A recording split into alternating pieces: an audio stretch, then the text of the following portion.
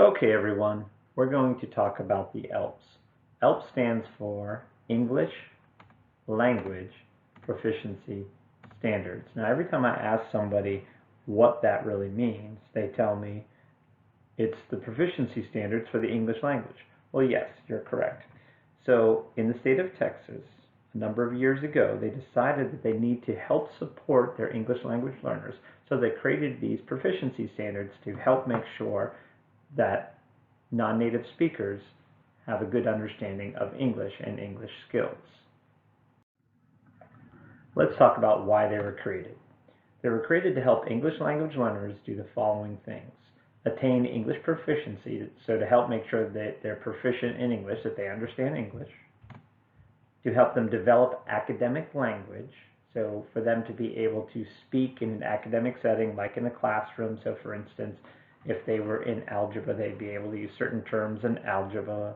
If they were in science, they'd be able to use terms in science, things like that. And to meet the same content standards and achievement standards that all students are expected to meet. So if you think about this, the idea of the ELPS is to help make sure that English language learners are not left behind. It helps them learn English, because in this country, if you don't speak English, it's going to limit your opportunities. Also, it helps them develop academic language, which makes them to be able to be successful in school and also after school life as well. And if they can't meet the same standards as other kids, then they'll be behind other kids as well. So if you think about the ELPS as a way to help English language learners be successful, not just in school, but after school life as well.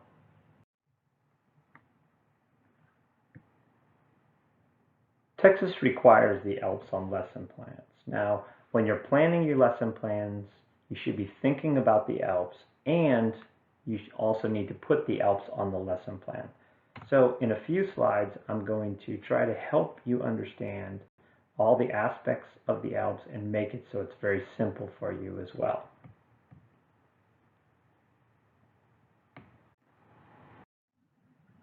The ELPS have 4 levels and 4 language skill areas. The 4 language skill areas are listening, reading, writing, and speaking. Obviously, those are the 4 areas of language. The ELPS also has 4 levels of proficiency: beginning, intermediate, advanced, and advanced high. And no, advanced high has nothing to do with marijuana. Sorry, nice try. Okay, everyone, I mentioned earlier that the ELPS is a confusing document. So if you Google ELPS, click on the link, the first link that I showed you there, and then I want to show you where to find it. So this is more than just the ELPS that you came to. So you have to go down a little bit, and then eventually you'll see ELPS right here, 7.4.4, English Language Proficiency Standards. See, it's right there. Okay, so what I want you to do is sing along with me while I do this, because I want you to understand how long and confusing the ELPS actually is. So, and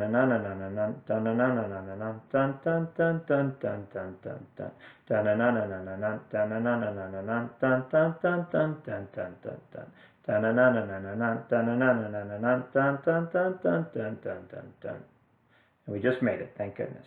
So this is a long document, as you're seeing. It's pretty long. And it can be very confusing if you don't know how it breaks down or what is actually in this document. So let me talk about this a little bit more and help you understand.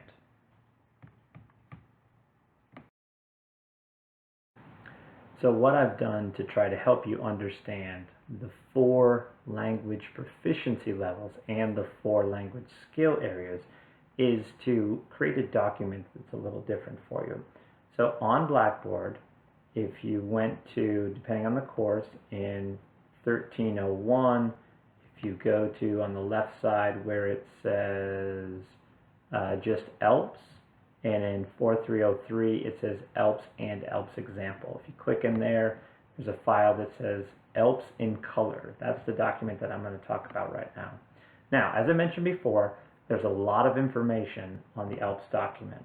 So when we look at this, I put it in color for you for a reason, to try to help you see the different parts. This stuff in yellow here, the introduction is all the stuff that's like a general overview of what the ELPS are and the school district responsibility. So we can skip through that. Now, whoa, what have you done here, Dr. Divoll? You're crazy. So what I've done is I've tried to make the certain things pop off the page or made it very large so it stands out. So this says cross-curricular second language acquisition knowledge and skills, or essential knowledge and skills, excuse me. Cross-curricular second language acquisition essential knowledge and skills. So basically, these are the 4 skill areas, 4 language skill areas. But there's a little secret here. There's actually 5 skill areas and 4 language skill areas. So see right here where it says learning strategies. This is actually a 5th area, but it's not one of our language skill areas. So we're going to skip that and focus on the language skill areas. Okay, so let's go down. Look, listening jumps right off the page. So if you think about this in relation to the ELPS, the TExES have some similarities here. So when we look at the numbers, we have a number 2, and then we have this colon, and with the TExES, I said after the colon, the stuff below are the actual TExES that you're going to do. In this case, with the ELPS, these letters that are here, A, B, C, D, whatever it is, those are the actual skills. So we have the skill area, in this case, listening, and then the letters represent the individual skills. So each letter represents a skill that we want English language learners to be able to do for that skill area. Then we have speaking. Notice I made it large so you can find it really easily. And then all these letters represent all the skills under speaking that we want our English language learners to be able to do. Then reading, again, all the letters represent the skill areas we want them to be able to do. Then writing, look, same thing again. All the letters represent the skill areas we want them to do. And some of them are even broken down further, as you see some other little parts here. And then, so that's all the stuff in red. So those are the skill areas and actual skills. Then the stuff in this green down here, these are the proficiency level descriptors. So what is that? That describes what a student can do in that skill area. So in this case, listening. So we have listening right here, kindergarten through grade 12. So this is what they should be able to do at the beginner, intermediate, advanced, and advanced high levels. So the beginner. See where it says beginner, and then it has these things below. So at the beginning level, these what students should be able to do, in this case, in listening. Then you have the intermediate. These are the things that intermediate students should be able to do. Then advanced. These are the things that advanced students should be able to do. Then advanced high. Those are the things that advanced high students should be able to do. Then we have speaking. Kindergarten through grade 12. Again, what's below beginning, intermediate, advanced, and advanced high describes what? So when we're talking about describes what? All this right here. The stuff under the colon describes what students should be able to do at that level. Then we have advanced, same exact thing, and then advanced high. So pretty common, pretty similar so far. Wait a minute, Dr. Divoll, this is different. Reading, it says kindergarten through grade 12. Why on earth would kindergarten through grade 12 for reading, I'm sorry, in this case it says kindergarten through grade 1. Why would that be different than before for the other 2 areas? Well, let's think about this. If you think about someone in kindergarten through 1st grade in reading, they're doing a lot of pre-reading or beginning reading strategies.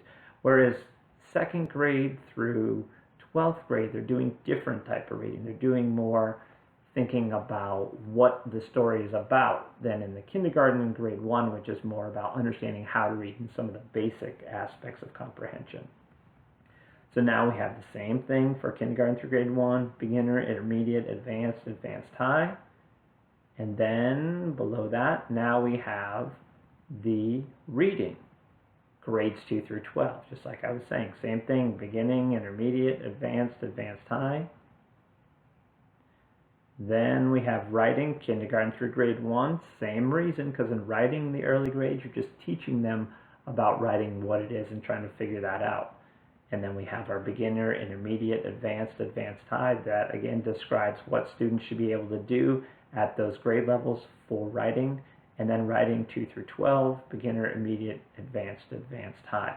So again, the stuff in green is telling us what the student should be able to do for that skill area.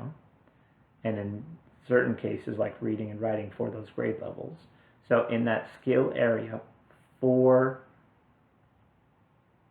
the different skills that we're focused on, reading, writing, speaking, listening. So recap, the stuff in red are the skills. So I'm going to go way up top. So the stuff in red are the different skill areas and skills. So skill area writing, the actual skills, these letters. The stuff in green, let me go back down to it, are the proficiency level descriptors, which describe what students should be able to do for that skill at each of the different levels. Now, let's go a step further.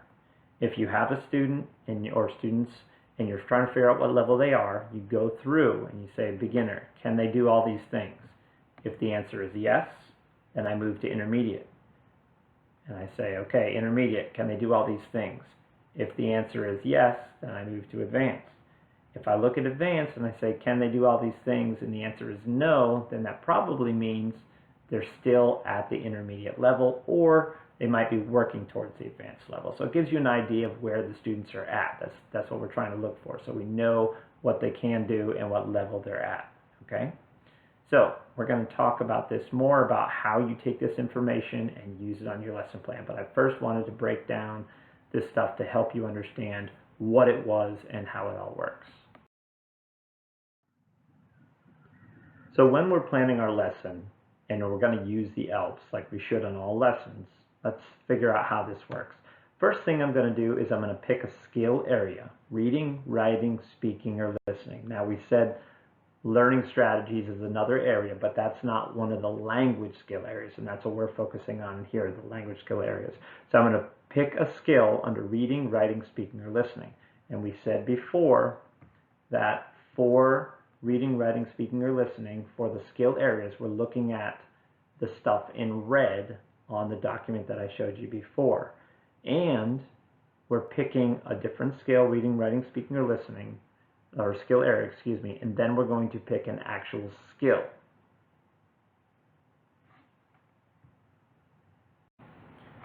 Now, when we're picking a skill area and skill, the question is, how do I know what skill to actually pick?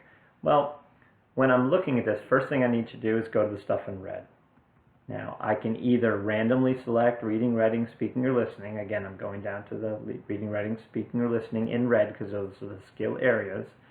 And I can decide, just flip a coin if I want, or I can pick whatever I want, or I can think of which of those areas do I feel like my students need the most help with. Now, when you're thinking about English language learners, here's part of the reason why the ELPS needs to be on all your lesson plans. Your English language learners may not always be identified. If a student's at the advanced high level, they may not be labeled as an English language student. So that's the first thing. And all of the skills that we're talking about are good for all students, regardless if they're an English language learner or not. So let's look at these. So we have listening, reading, writing, or speaking. Which one do y'all want to pick? Okay, speaking. Perfect. Good answer. So now we picked our skill area, speaking. Now I go down to the letters below, A through J, and I pick one of these. So which one do you want to pick, A through J? Oh, this is an easy one. Good choice. So we're going to pick E, share information in cooperative learning interactions. So we picked E and we picked speaking. So speaking, E. So the next part is, after we've picked our language skill area and our actual skills, we need to determine the level of the students or the student we're focusing on. So how do we do that? What we try to do is we first want to get a sense of what can our students do. I'm observing them, I'm having them do activities in class, so I get a sense of what they can do. Then what I need to do is I need to look at the ELPS document for the English proficiency level descriptors, and that's the stuff in green on the document that I gave you. And I want to do exactly what I said before. I'm going to walk through and I'm going to start from beginning, and I'm going to say, can they do all these things? If they can, I move up. If they can, to the next level, I move up. If they can't do a level, then I look backwards and see they're probably at the level before. So that's what I'm going to try to do. So let me show you what that looks like. So proficiency level descriptors, I go to the stuff in green. This is D. And before, when we were looking at this, I looked at the stuff that said speaking. So I have to go down to where it says speaking because I need to look at that skill area for their proficiency level. So I look at speaking. Here we go, our kindergarten through grade 12, and I do exactly what I said. I go through beginning, they can do all that, okay. They can do all of intermediate. Oh, they can do all of advanced. I go to advanced high. Yeah, they can't do all that, so they're probably at the the advanced level. So that's all I'm doing. I'm just trying to see what level they're at, so I have a sense of my activity as well.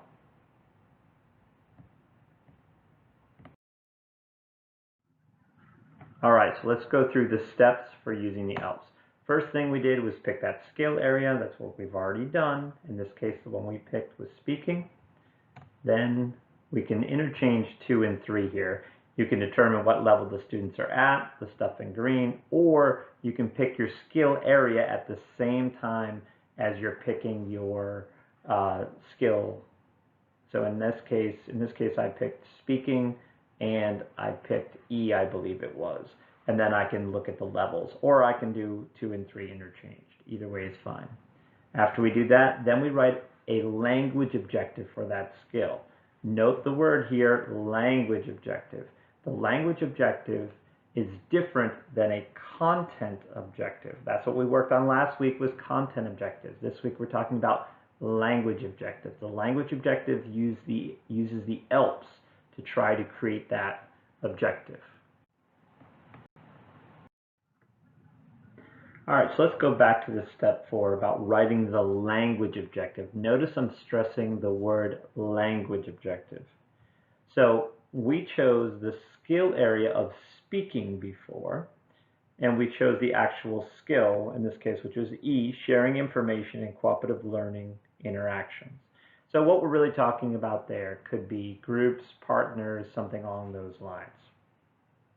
Now, here's the template for how to write a language objective.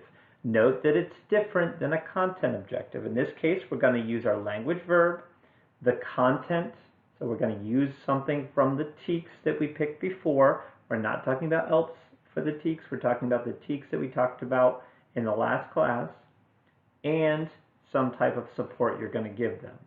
So this is how it would look. So discuss. Now wait a minute, Dr. Divoll. The skill area is speaking. Well, we don't have to use the exact word, speak, read, write, listen. We can use a derivative of that gives us the same meaning. So in this case, for speaking, I'm using discuss. The content that I'm teaching them, the causes of the Civil War. So discuss the causes of the Civil War.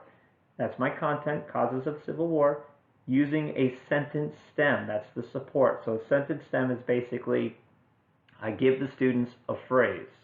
The causes of the Civil War are, and they fill in the blank. So they have to say that phrase and then fill in the blank. So the idea of a sentence stem is to give them less words that they actually have to say. So it really helps our English language learners, and it makes it easy for them. So they have most of the language and just have to fill in the rest of it. And it also makes it more universal, so it's easier for people to talk about it, even if they're not English language learners. So let me do another example with you so that this is a little bit easier for you. So in this case, I'm going to choose writing as my skill area. And here's the actual skill that I chose, in this case, G. You'll notice all of this aspect here. I'm not going to read that for you, but it's all right there.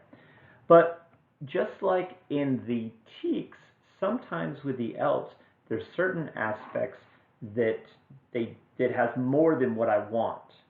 So on my lesson plan, I'm still going to put the whole piece of the ELPS that I want, that I'm using, but I'm only going to focus on a part of this. So in this case, I'm only going to focus on explain. I'm not going to have them narrate and describe. I'm only going to have them explain using writing. So I don't have to use the entire ELP.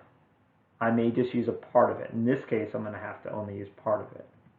Okay, so again, the same template, language verb, the content plus the support. So here's a new example. Write, instead of writing, write a summary of the causes of the Civil War. I'm still on the causes of the Civil War. In this case, they're going to use a graphic organizer that I've given them to help write that summary. So here you have two different examples now, one from the last slide and one from this slide, on how to write an ELPS objective. For this session that you're going to be doing for this week, you will be writing one on your own as well and posting it in the discussion board. Let's go back to those steps we were talking about before. We're all the way from 1 through 4. The one we just did was write a language objective for that skill. Now we're going to focus on 5, creating an activity to include in the lesson that focuses on that skill. What we're talking about here is taking our language objective, and because the language objective in this case is similar to the content objective in that it describes an activity that they're going to do. The difference here is our language objective describes a small activity that could fit anywhere into the lesson. So in this case, it could be, let's imagine the engage. If I had this in the engage, it could be a small piece of the engage. It doesn't have to be the entire engage. So let's focus on step 5, creating an activity to include in the lesson that focuses on that skill. So let's use the example that I had before. Our ELPS objective is discuss the causes of the Civil War using a sentence stem. So what this is it's describing an activity that I'm going to put anywhere in the lesson. So with our language objective, it can happen anywhere in the lesson. Anywhere in the lesson. So in this case, this is describing an activity that they're going to do anywhere in the lesson. Yes, I'm repeating that multiple times on purpose. In this case, this activity is going to have them discuss the causes of the Civil War using a sentence stem. I can put that wherever I want. I can put that in my assessment, I can put it in my engage, I can put it in my anticipatory set, I can put it anywhere I want. So the question is, can it go anywhere I want? Yes, it can. Can it go in the assessment or the evaluate? Absolutely it can. So all they're going to be doing for this mini activity is discuss the causes of the war, the Civil War, using the sentence stem that I give them. Let's use the second one. Write a summary of the causes of the Civil War using a graphic organizer. So all they're going to do somewhere in the lesson for that one. Now usually I only use one ELPS objective per lesson. I'm just giving you an example so you see these two different ones what I might do. So for the second one, write a summary of the causes of the Civil War using a graphic organizer. So what I'm going to do is I'm going to give them a graphic organizer and I'm going to have them write a summary of the causes of the Civil War. Going back to the first one, with that discussed. Now, of course, what I didn't say to you before when they're discussing, obviously they're discussing with a partner or something there. Okay, we go back. We've done steps 1 through 5. So for step 5, as I said before, the language objective that you have describes your mini activity that you're going to put somewhere in your lesson. Let's imagine for that I put it in my engage. So I'm just going to make a note to myself that that's going to fit in the engage when I'm writing my lesson plan, so I can put that in where it's supposed to go. Then we're going to talk about how to put all of that information that we did, steps 1 through 5, on our lesson plan. That's our next step. Let's look at how we take what we need to take and put it on our lesson plan. So I'm just going to show you this on a different document for a second. So I'm using the one that's in color. I like that one. It's easy for me. So in this case, first thing I have to do, and I'll switch back and forth between the Word document that I have open for you here, a blank one. So first thing I'm going to do is I'm going to put ELPS on here, ELPS. I have to have that heading. Whoops, I can't spell ELPS apparently. The next thing I do is I want to go back to the ELPS, and I have to, in this case, the ELPS is really like an outline. I don't know if you pay attention to that with all the numbers and letters. So I'm going to copy the information that relates to the language skill areas. So in this case, Here's my language skill area. I'm going to shrink it down so it makes more sense for you. You can leave the color on there if you want. So we have C, cross-curricular second language, essential knowledge and skills. Then after I've done that, I have to go down to my skill that I picked, and I can do either one. And before, one time I did listening, one time I did writing, so or I did speaking actually. So let me go down to speaking, and I'm going to copy this whole section right here all the way to the colon for whatever skill area you picked. Go back to that other document, and I paste it on there. Note that it's like an outline. It indents over. It needs to look like that, so I know that you know what you're doing here. So it's not just all flush to the left. It's indented just like an outline would be. So now I have ELPS, I have C, and I have 3. Now I need to go to the actual skill that I picked. In this case, I believe for this one it was E. So I copy and paste E. E. Note again, it copied over. Okay? Then I go back, and now I have to go down to the stuff in green. I need my heading again for the stuff in green. The heading for the stuff in green, whoops, is right here. Note that it has the letter D. I must include that. I'm going to copy and paste it in. Plunk. I'll shrink it down so it's a little easier to see. Okay.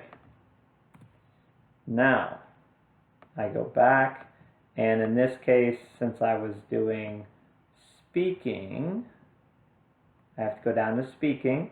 I need this whole section right here with speaking. If you're doing reading or writing, remember, sometimes it will say kindergarten through grade 2, so you have to decide which level you're at for that kind of stuff as well. Go back, I'm going to copy this in here. I'll shrink it back down so it's smaller for you. Okay.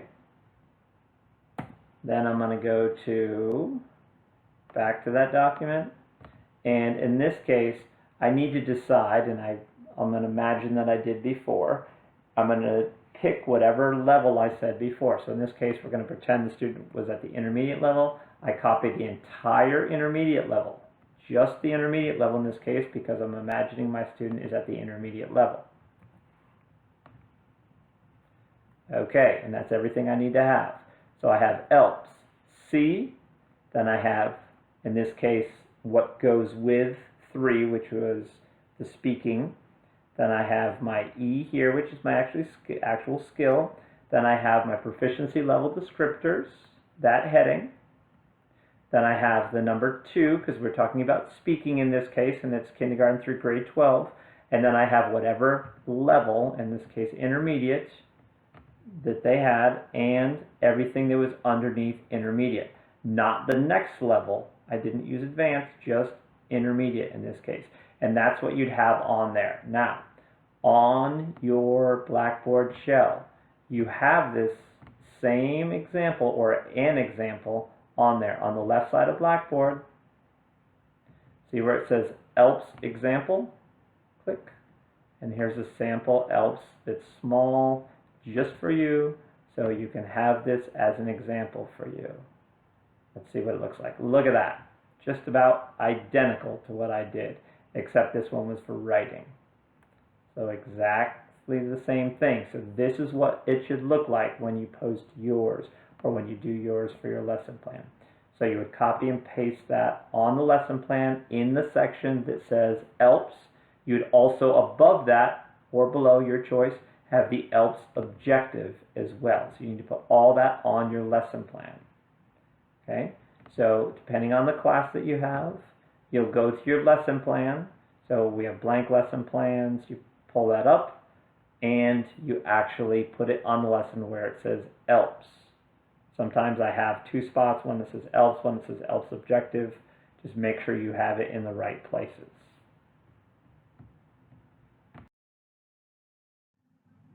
There are a number of differences between a language objective and a content objective.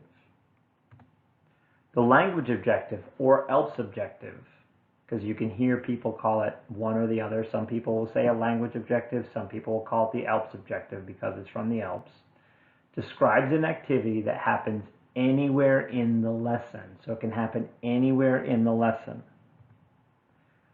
The content objective, or learning objective, or lesson objective, because you'll hear people call it one of those things, a content objective, learning objective, or lesson objective, they're all the same thing, describes what? Yes, what the students will do in the assessment if it's a Madeline Hunter lesson, or the evaluate if it's a 5E lesson. So that content objective tells us what the students are going to do in the assessment or the evaluate. So let's look at the language objective and the content objective. There are a number of major differences here. So I want you to take a few moments. You can pause this video and look at the differences between the language objective and the content objective. So hopefully you paused the video by now. If you haven't, pause it right now, because in a few moments I'll talk about what those differences are, and I'd rather have you try to come up with them on your own first. Okay, hopefully you did that. So let's talk about the difference. As I said before, the content objective describes what happens in the assessment or evaluate, whereas the learning objective can happen anywhere in the lesson. Also note there's no percentage of accuracy in the language objective, because that's not the focus here. We're not trying to get a certain percentage of accuracy. We're just practicing skills in this case. So we're just practicing language skills, where in the content objective, we actually have a goal that we're trying to achieve, and that's why we have that percentage. Also notice that the when given is not there, even though in a way it kind of relates, because that area where it says, in the language objective, where it says using a sentence stem, in that part, it's kind of similar to when given, because you're giving them some type of support. So that's a little bit of a difference. Also, the language verb is a difference. So there's no language verb that discuss, speak, all those kind of verbs. That wouldn't necessarily be in the content objective, although there is a Bloom's taxonomy verb in the content objective, that word label that you see, So there are a number of differences that are there. So when you go through these, make sure you understand the differences between those two objectives, because they are very different.